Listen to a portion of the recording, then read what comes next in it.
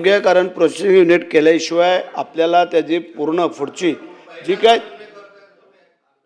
आणि तुम्हाला सांगू इच्छितो भाऊ, जे तुम्ही सांगितलं ते योग्य आहे आणि अधिकाऱ्यांना आजच आम्ही आदेश पारित करतो आणि त्यासाठी आपल्याला घेऊन ते आम्ही पूर्ण करू.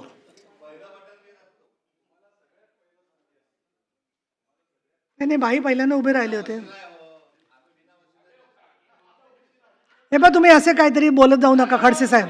मग अशाने काय होतं की सभागृहाचा सगळा डेकोरम खराब होऊन जातो. बोल, सगळ्या मंत्र्यांनी समाधानकारक उत्तर दिले. बोला, पण तुम्हाला बोलायचं असेल तर बोला. तुमचं सभागृहाचा ताब्यात घ्यायचा प्रयत्न करू नका. बोलला मी पहिल्यापासून बटन दाबल्यानंतर नेहमी असं होतं की तुम्ही मला नेहमी म्हणता थांबा, मी थांबतो. अजून म्हणा तर बंद करा, बंद करू. आपल्याला काय बोलायला सांगितलंय. अहो, प्रश्न विचारायचा तो अधिकार आहे, तुमचा अधिकार आहे त्याला परवानगी देणे. द्यायची असेल तर द्या, नको द्यायचं तर बसल्या खाली रिकामा.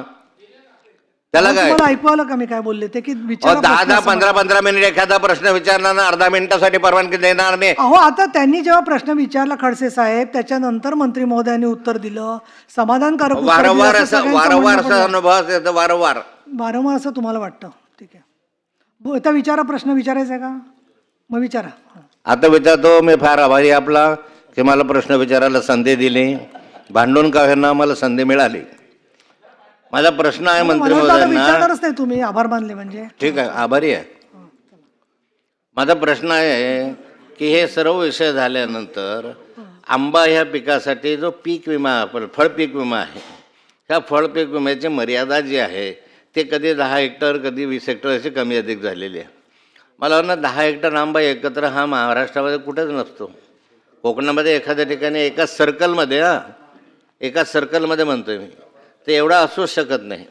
आणि मग त्यामुळे आंबा पिकाला पीक विम्याचा लाभ होत नाही. त्यामुळे झाडावाईज 100 झाडं, 200 झाडं, 500 झाडं अशा झाडावाईज आंब्याला पीक विम्याचा लाभ मिळाला पाहिजे. यासाठी फळपीक विमा योजनेमध्ये काही सुधारणा करणार आहात? कुणालाच लाभ मिळत नाही. फळपीक विमा योजनेचा आंब्यामध्ये कुणालाच लाभ मिळत नाही, कारण 1 हेक्टर 10 हेक्टरच्या वर 25 हेक्टरच्या ते एका सर्कलमध्ये शक्य होत नाही. तर याच्यामध्ये आपण सुधारणा करून आंबा उत्पादकांना न्याय देणार आहात का? मी सांगितलेला मुद्दा रास्त आहे आणि तो आम्ही अंमलात आणण्याचा निश्चित प्रयत्न करू.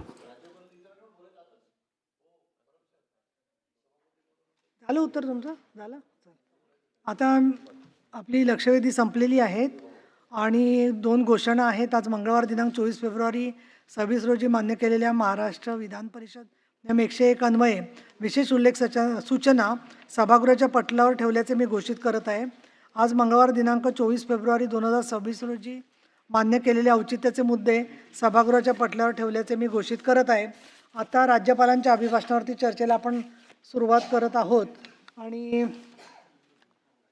काही भाषणांनंतर तालिका सभापतींना इथे चेअरवर बसायला सांगणारे नावं सगळी आलेली आहेत.